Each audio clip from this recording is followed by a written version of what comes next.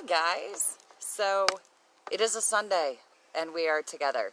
But I told you guys yesterday that I was kind of hoping to add an extra reading this week. And I could not stop thinking about Renfield's story, which is where we are in our story. And I didn't want that to go another week. So I am going to try to find that, and I am not going to open my Facebook, so I will not be able to see your guys' comments live, which I'm sorry about, but we are late getting started because I was not ready. So we are just going to go on, and I promise I will read your comments after. We have a dress rehearsal for Rocky tonight, so it may be late or tomorrow by the time I get to those. I'm trying to figure out what is wrong. Oh, I know what is wrong here. We're just going to do this little number. And yes, I follow the bin outing page, which I find hilarious. Everybody with their bins. So look, we have one too. I'm going to turn that just a little bit. We do have a small fire going today. Very small. So, yeah, there will be a little bit of smoke. I don't have much flame again. I think it's still a little wet down there from the rain a couple days ago. But we have some little lavender buds in it and some chamomile, so it smells good at least. So yeah, with that, we will get started. Where we finished yesterday was Professor Von Helsing and Dr. Seward had gone in to Renfield, who has been, he's had the tar beat out of him, to be perfectly blunt. And he is going to tell his story with the aid of some brandy, apparently, and some water, and someone else moistening his lips. So with that, I'm going to get rid of this. Uno momento.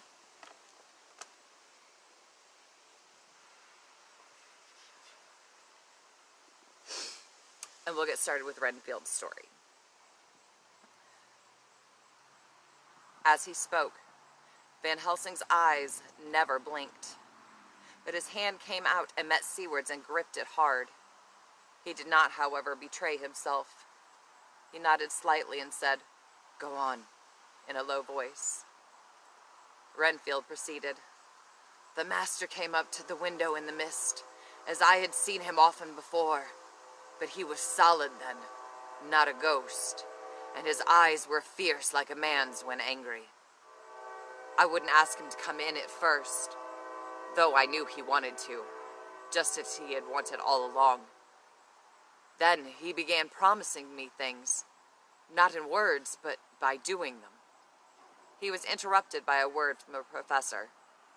"How?"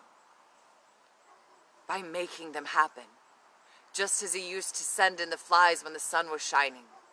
Great, big, fat ones with steel and sapphire on their wings, and big moths in the night with skull and crossbones on their backs." Van Helsing nodded to him as he whispered to Seward unconsciously, "The Acarinotia atropos of the Sphinges, what you call the death's head moth." The patient went on without stopping. "Then the dogs howled, away beyond the dark trees in his house. He beckoned me to the window. I got up and looked out, and he raised his hands and seemed to call out without using any words. A dark mass spread over the grass, coming on like the shape of flame of fire. And then he moved the mist to the right and left, and I could see that there were thousands of rats, millions of them, with their eyes blazing red, like his, only smaller. He held up his hand and they all stopped. And I thought he seemed to be saying, 'All these lives I will give you, and many more and greater through countless ages, if you will fall down and worship me.' And then a red cloud, like the color of blood, seemed to close over my eyes. Before I knew what I was doing, I found myself opening the sash and saying to him, "Come in, Lord and Master." The rats were all gone, but he slid into the room through the sash, though it was only an inch wide, just as the moon herself has often come in through the tiniest crack and has stood before me in all her size and splendor. But he did not bring me anything, not even a blowfly. I was pretty angry with him. He sneered at me, and his white face looked out of the mist with his red eyes gleaming. And he went on as though he owned the whole place and I was no one. He didn't even smell the same as he went by me. When Mrs. Harker came to see me this afternoon, she looked too pale. The professor started and quivered. His face, however, grew grimmer and sterner still. Renfield went on without noticing. "I don't care for the pale people. I like them with lots of blood in them, and hers all seemed to have run out. I didn't think of it at the time, but when she went away, I began to think, and it made me mad to know that he had been taking the life out of her. So when he came tonight, I was ready for him. I saw the mist stealing in, and I grabbed it tight. I had heard that madmen have unnatural strength, and as I knew I was a madman, at times anyhow, I resolved to use my power. Aye, and he felt it too, for he had to come out of the mist to struggle with me.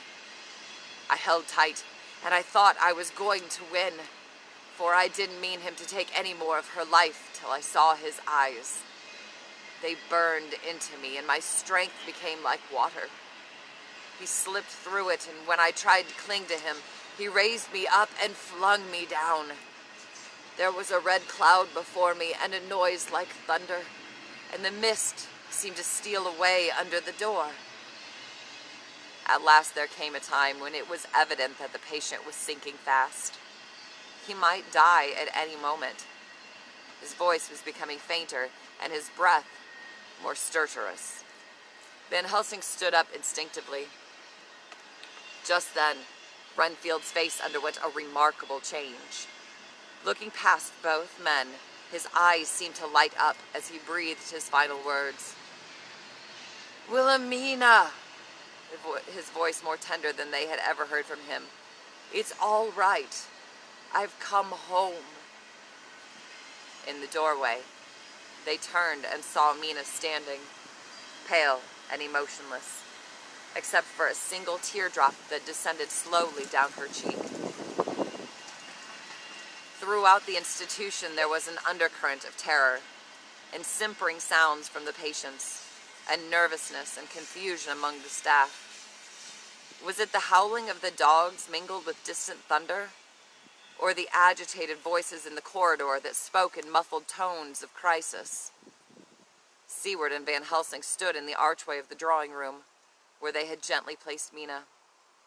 There she sat, erect and dreamy-eyed. Van Helsing pulled Seward aside and with great agitation whispered, Mein Gott, how could I have been so stupid? We attributed the poor lady's languid state to mental anguish, when it is so much worse. So much worse.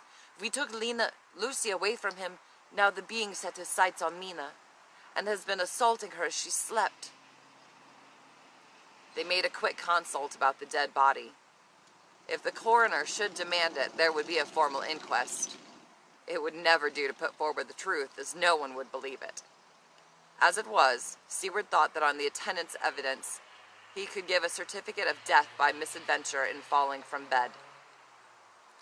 Let her rest safely there, said the professor, while I go to gather my sacred tools for her protection. Belatedly, alas. Alas. We know the verse now. He is here, and we know his purpose. It may not be too late. Let us lose no time. There is not an instant to spare. Seward instructed the attendants to search the premises and report anything unusual immediately. but under no circumstances to approach or confront any stranger. The professor was on his way to Mina's room to secure the premises with his sacred weaponry, when Seward suddenly emerged from the archway and cried, "Dr. Van Helsing, Mina is gone!" They both raced up the steps. Outside Mina's door they paused, and Van Helsing said, "Friend John, when I turn the handle, if the door does not open, do you put your shoulder down and shove. Now." He turned the handle as he spoke, but the door did not yield. They threw themselves against it. With a crash, it burst open, and they almost fell headlong into the room. The professor did actually fall, and Seward saw across him as the old man gathered himself up from hands and knees. What he saw appalled him. He felt his hair rise like bristles on the back of his neck, and his heart seemed to stand still. The moonlight was so bright that through the thick yellow blind the room was light enough to see. Kneeling on the near edge of the bed facing outwards was the white-clad figure of Mina. By her side stood a tall, thin man clad in black. His face was turned from them, but the instant they saw, they instinctively recognized the Count. With his left hand, he held both Mina's hands, keeping them away with her arms at full tension. His right hand gripped her by the back of the neck, forcing her face down on his bosom. Her white nightdress was smeared with blood, and a thin stream trickled down the man's bare chest, which was shown by his torn-open dress. The attitude of the two had a terrible resemblance to a child forcing a kitten's nose into a saucer of milk to compel it to drink. With a wrench that threw his victim back upon the bed as though hurled from a height, the Count turned his face, and a hellish look seemed to leap into it. His eyes flamed red with devilish passion. The great nostrils of the white aquiline nose opened wide and quivered at the edge, and a horrible sort of snarl passed over his face, showing the eye teeth long and pointed. But the evil smile as quickly passed into a cold stare of lion-like disdain. He adjusted his shirt and stood erect, a caricature of false dignity, in abominable contrast to the pathetic figure on the bed.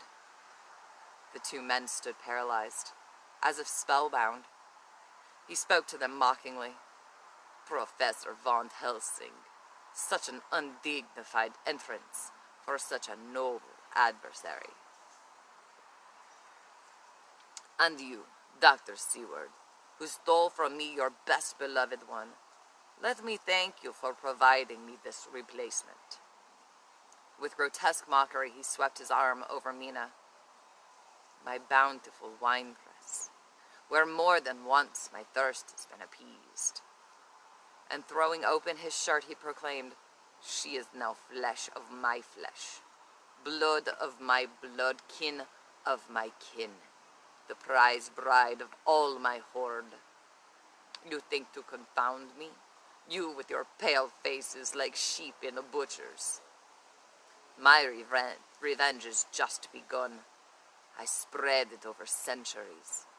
Your girls that you all love are mine already, and through them others shall yet be mine, my creatures, to do my bidding and to be my jackals when I want to feed. And you play wits against me who command nations. Then learn what it is to cross my path, when with one of you in each hand I dash out both your brains." It would be impossible to describe the expression of hatred and malignity which came over the Count's face as he rushed toward them. As his control succumbed to beastly rage, it was enough to release Van Helsing from his spell. The professor quickly pulled out the sacred wafer and thrust it forward in his hand to within inches of the Count's face. The Count suddenly stopped, just as poor Lucy had done outside the tomb, and cowered back. Seward raised his crucifix. Further and further back the Count cowered as the two men advanced. The moonlight suddenly failed, as a great black cloud sailed across the sky.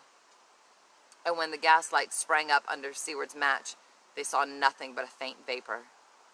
Then, this, as they looked, trailed under the door which with the recoil from its bursting open had swung back to its old position.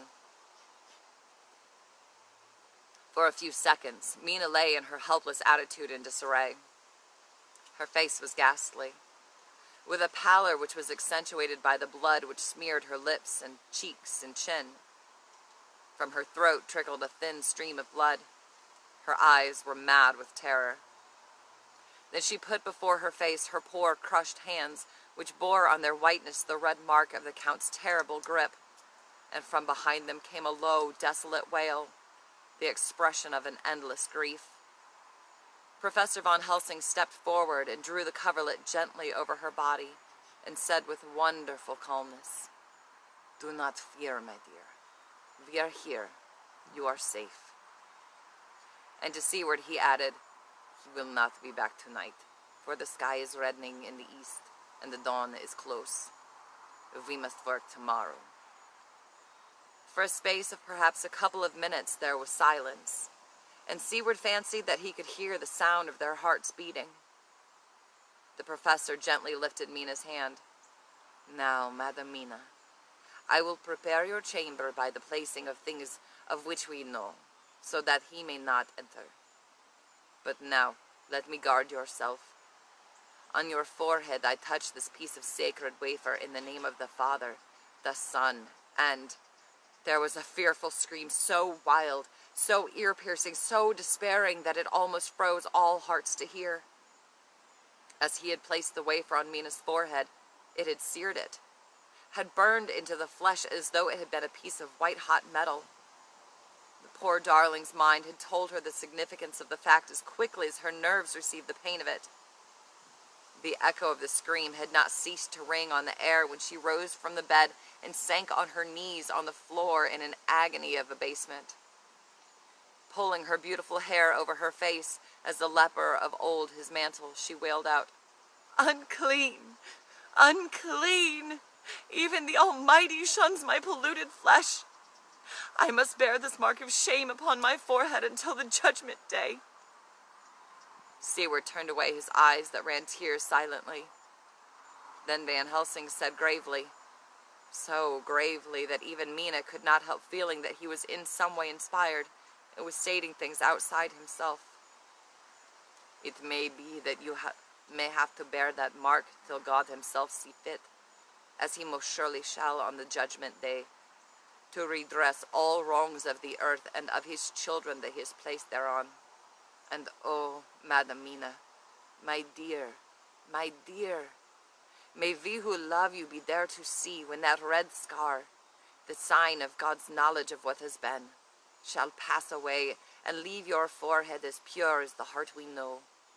For so surely as we live, that scar shall pass away when God sees right to lift the burden that is so hard upon us. Till then, we bear our cross, as his Son did in obedience to his will.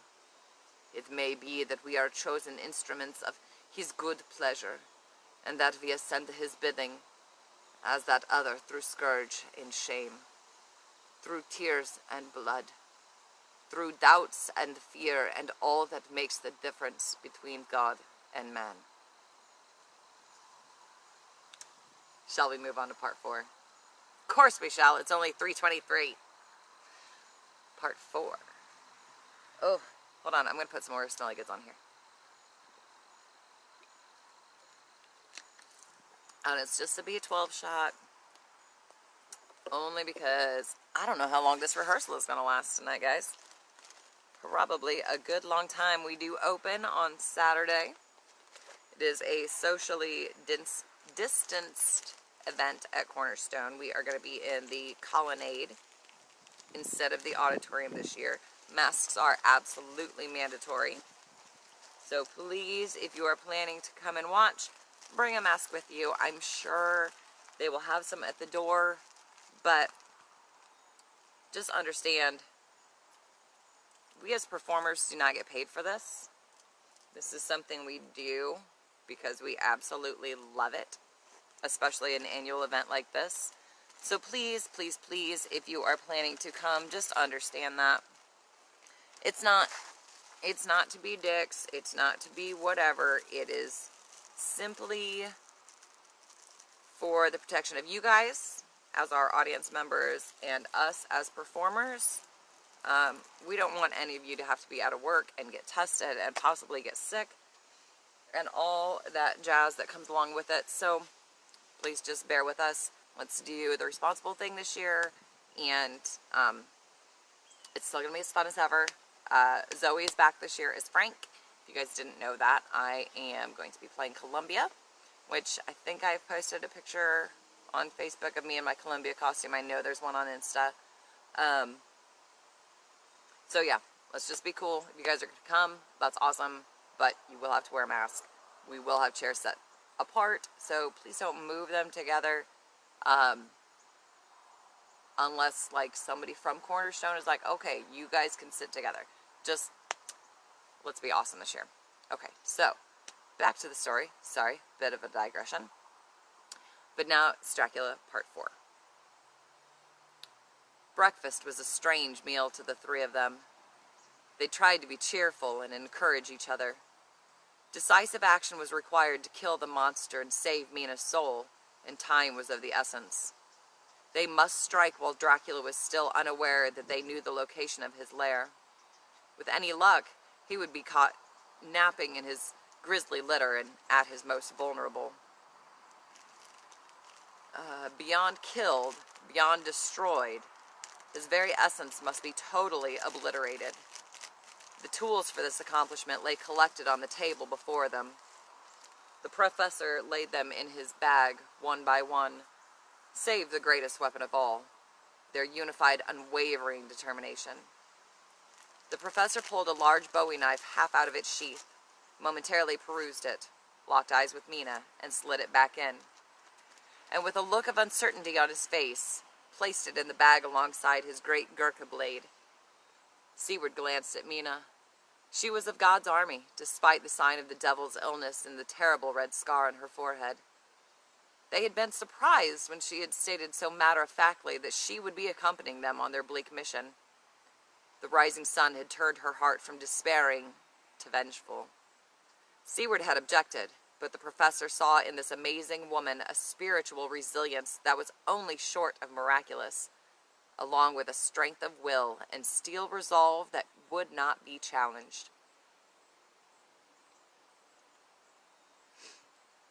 "Perhaps it is safest, after all," said he, "if we three all stay together always now, until the matter is ended. It may be that one more armed hand will increase our chance of victory against the enemy." Dr. Seward gave procedural instructions to the attendants for the continued operation of the asylum, in case the two doctors' return should be unusually delayed, and the three of them set forth on their noble quest. At breakfast, Mina had asked only 2 questions, neither of them self-serving. Firstly, she wanted to know what would become of the remains of the man who called himself Renfield. Sorry, just stirring fire a little bit.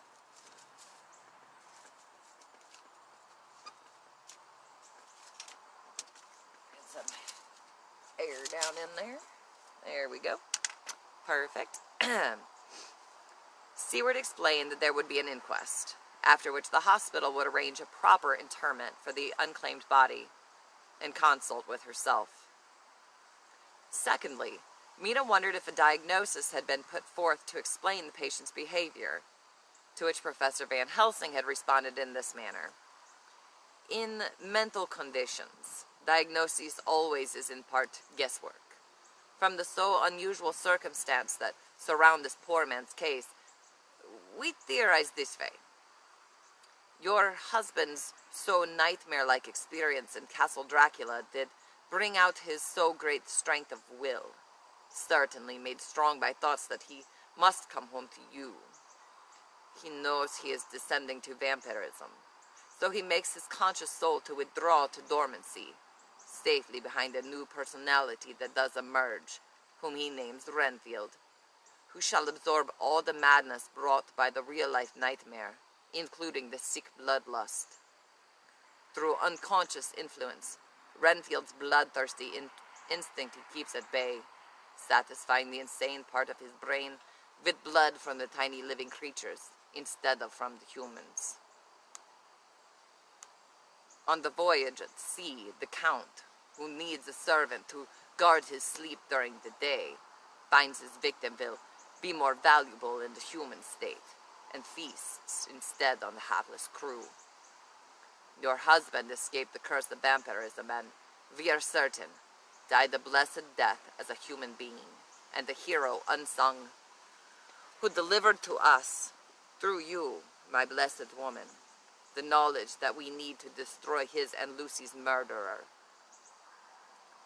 They took a circuitous route to Carfax through the backwood, and, having passed the wall, headed toward the rear of the house, taking care to keep in the shadows of the trees on the lawn. When they got to the porch, the professor opened his bag and took out a lot of things, which he laid on the step, sorting them into 3 groups as he spoke. My friends, we are going into a terrible danger, and we need arms of many kinds. Our enemy is not merely spiritual.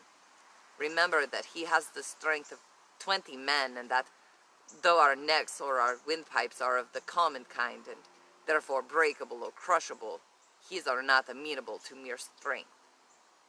Keep this near your heart. As he spoke, he lifted a little silver crucifix and held it out to seaward. Put these flowers round your neck. Here he handed to Mina a wreath of withered garlic blossoms, and then brought out several weapons normally reserved for enemies more mundane. For aid in all, he distributed small electric lamps, which they fastened to their clothes, and then he said, and for all, and above all at the last this, which we must not desecrate needless. This was the sacred wafer, which he kept in his pouch.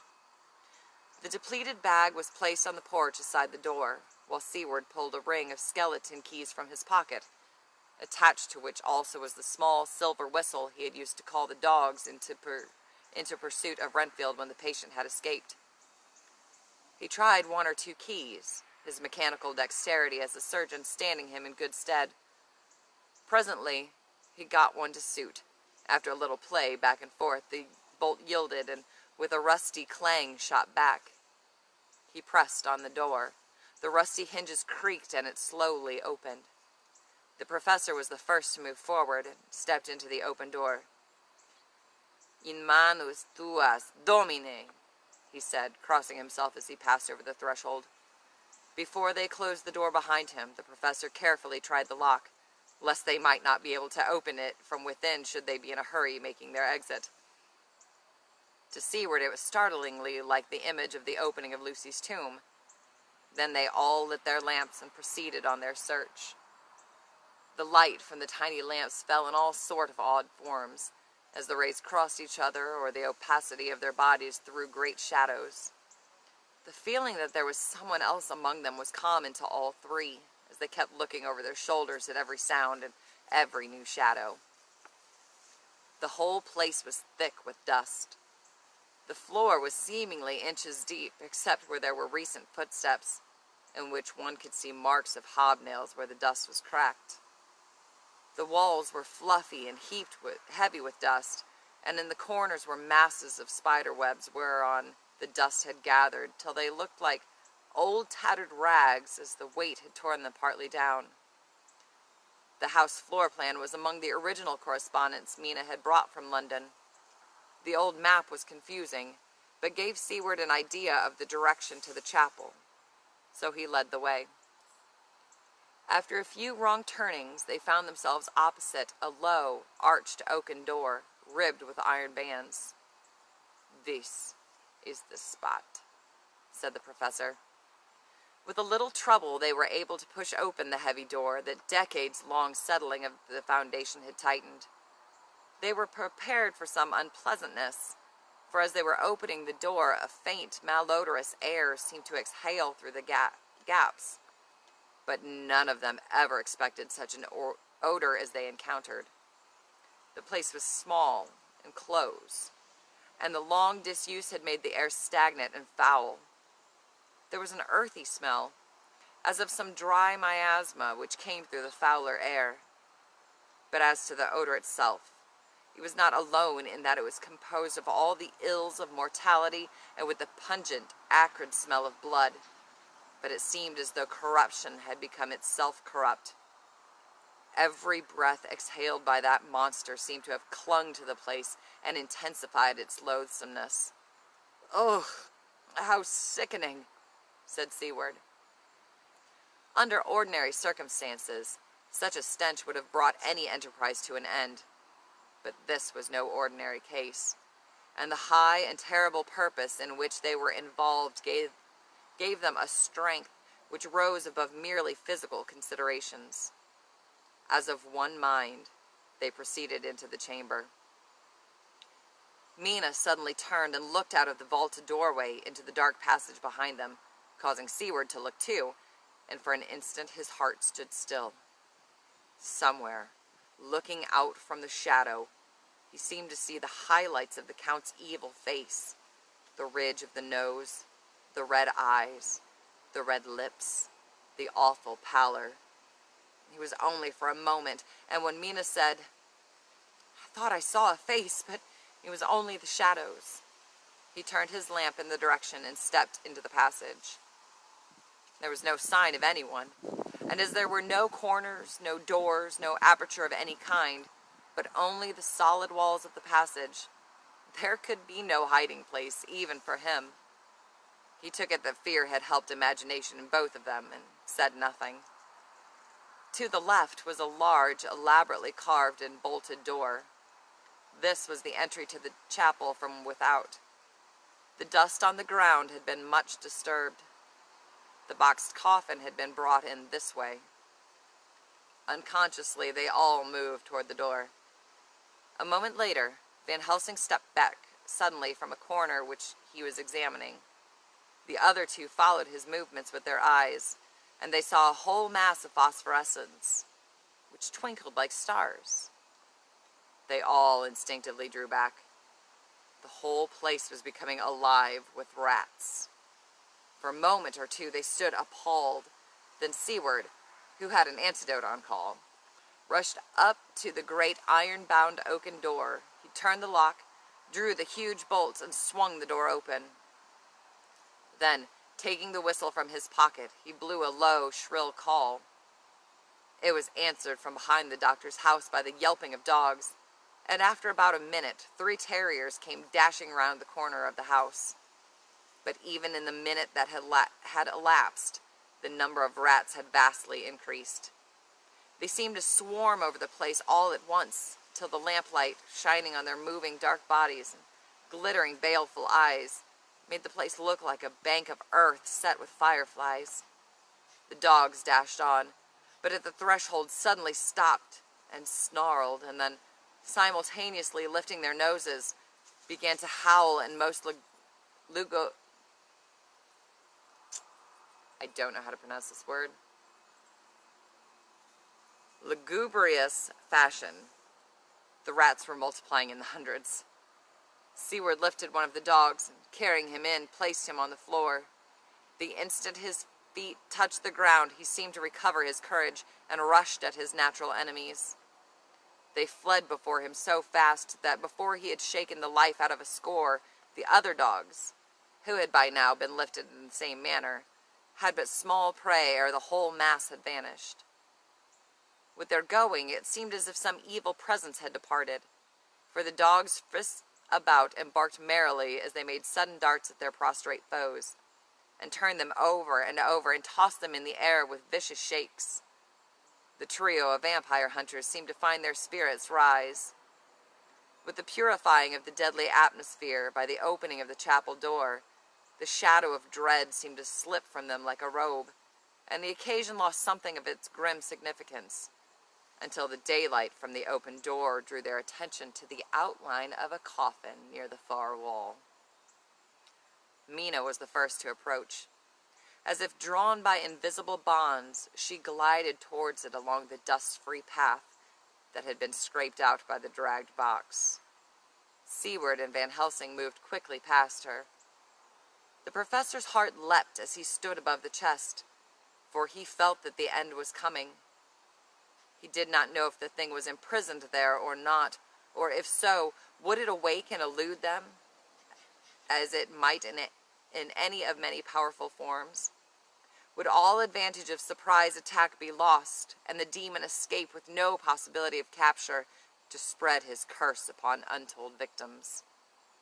After a moment's pause, he, with desperate energy, attacked one end of the chest, attempting to prise off the lid with his great kukri knife, while Seward frantically followed suit on the other end with a crowbar. Under the efforts of both men, the lid began to yield. A frightened howl came from one of the dogs. Another gave a low growl.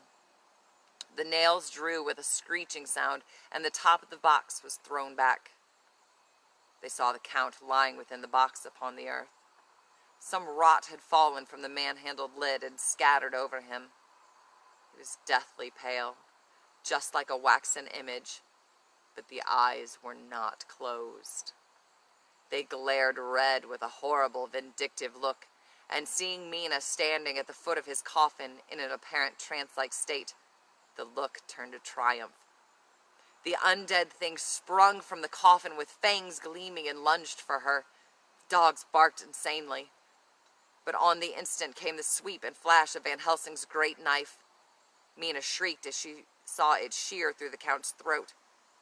The same moment, Seward, in shock, had dropped the stake and hammer and reflexively rushed to place himself between Mina and the attacking monster.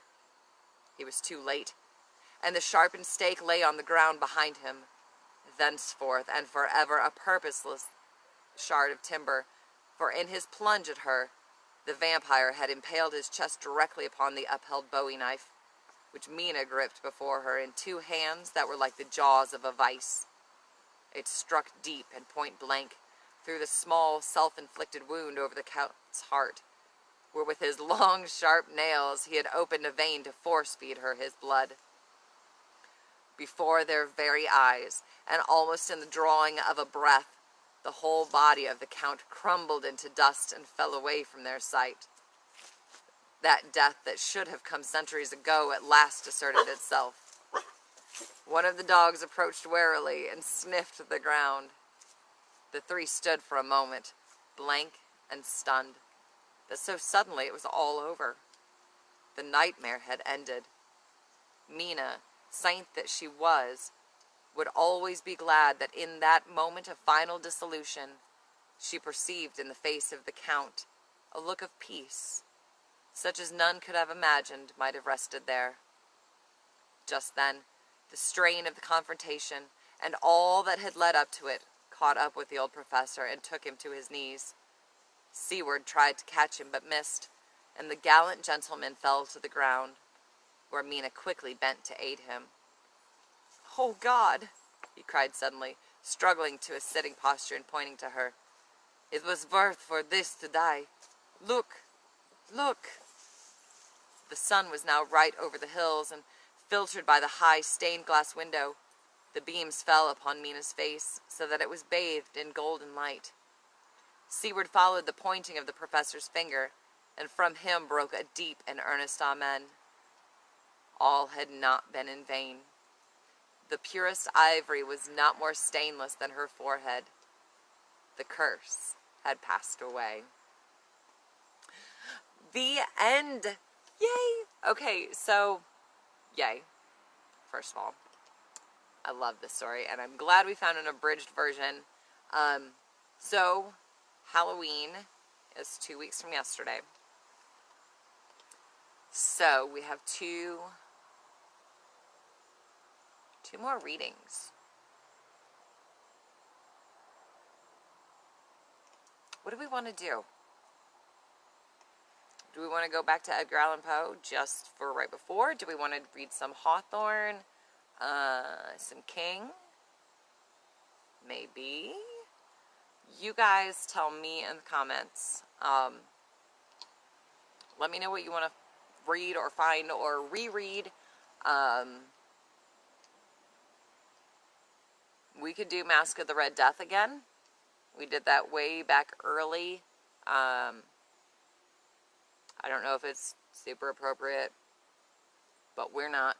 So, yeah, you guys let me know what you want to start next week. If it's long enough. I know we talked about Frankenstein. So we could, I think I can find a version that we can do in 2 hours.